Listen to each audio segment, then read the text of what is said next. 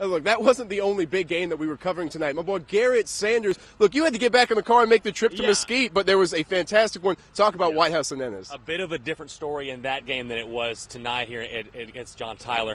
Let's look at the highlights. This one went back and forth nonstop with Whitehouse and Ennis. Head coach Randy McFarland leads his Wildcats onto the field trying to get past round one. And drive one worked out well. Patrick Mahomes finds Vincent Dunning in the flat, and Dunning finds the end zone. 7-0 Cats. Great start for Whitehouse. Now it's 4th and 2 for Ennis. This group wouldn't. Yes, they would. Takes the direct snap, heads to the sideline, and no one would catch him. 70 yards for the tying first quarter score. But the Whitehouse D would get theirs. The Lions put the ball on the turf, and Reggie Long is there for the recovery. We'll talk about him later. And then Mahomes cashes it in.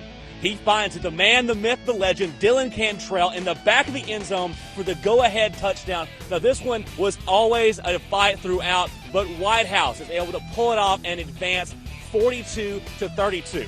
Now, going into the half, they were actually starting in the third quarter. Whitehouse was down because of a Mahomes fumble that was scooped and scored. Late in the game, Whitehouse had the lead, 35-32.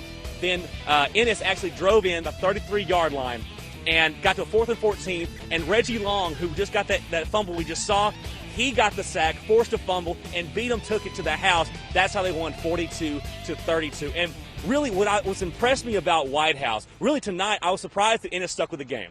Saw the way Ennis played, power running game, didn't think that kind of an attack could stick with Whitehouse. It did tonight. Problems with, making mistakes, things of that sort. But what I've seen from Whitehouse, I've seen them win big, seen them win close. Sulphur Springs. Jacksonville took them into overtime, and tonight, this is a big win. I know Coach McFarland and them were kind of worried about that one, but their guys pulled it out.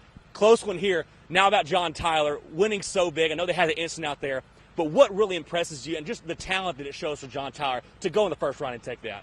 Well, and you say the word talent, and that's all you can say about John Tyler's offense is that they've just got insane talent. I mean, this is a group of kids, especially on the offensive side of the ball, that can light you up at any point in the game. And look, their defense really stepped up. They did give up 20 points in the first half of the game, but John Tyler's defense absolutely turned it on in the second half. They were fantastic throughout to close it out. And getting back to just a little bit about, what happened on the sidelines, we got kind of a little look at it. I don't know exactly who started it.